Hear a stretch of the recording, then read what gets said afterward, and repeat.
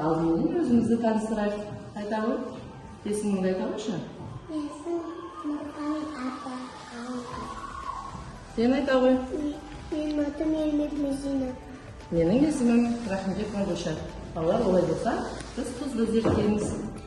Ол үшін бізге су, тұз, жұмыртқа, ұлғайтқыш қажет және қасық қажет болады балалар. Ұлғайтқыш пен тұзды көрейікші балалар. Көре қалам қас. Тұздың тұзы қандай болып тұр? Ақ. Неге ұқсайды екен? Қарға. Келесі Мединаға бере ғой. Медина, сен көре қойшы, неге ұқсайды екен? Қарға.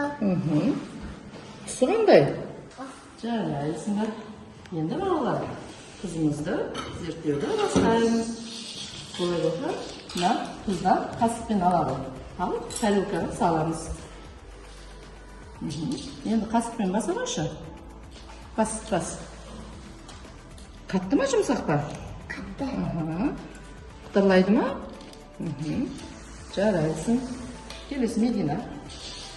Сен көре қойшы басып. Тұз қандай болады екен? Қатты ма, жұмсақ па? Қатты. Жарайсың. Қатты болады. Қалыңқас. Енді алдымызда тұрған суды бақылашы ғана, ұстап көрші. Қайсысы мұздай, қайсысы жылы? Мұздай. Мына суды ұстап. Мұздай.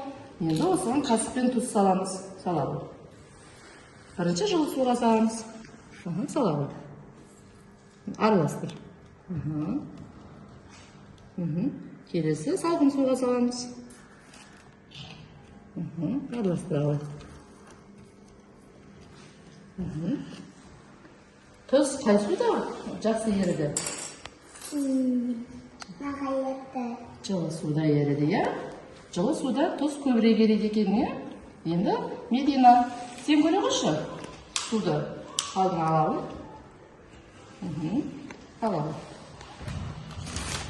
Мына жерде жұмыртқаны тексереміз енді. Жұмыртқаны біреу тұз саламыз, бір ыдысқа салауы тұздан. Толтыр бала бер.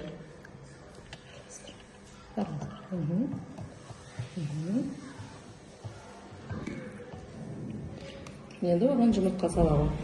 Әке, болды. Жұмыртқа салауы.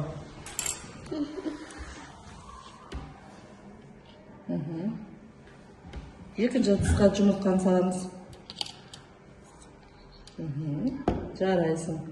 Тұзды суда батты ма жұмыртқа? Тұзды су еместе батты ма жұмыртқа? Қайсында батты? Тұз араласқан суда жұмыртқа батпайды екен, е? Тұз емес суда жұмыртқа батады екен балалар, е? Балалар, тұзды күнделікті өмірде қанша рет пайдаланамыз? 6. Күнделікті пайдаланғанымызға қажет пе тұз? Иә. Жарайсыңдар балалар. Балалар, біздің зертханалық жұмыс сендерге ұнады ма? Иә. Жарайсыңдар. Келесі зертханалық жұмыста кездескенше. Сау бол.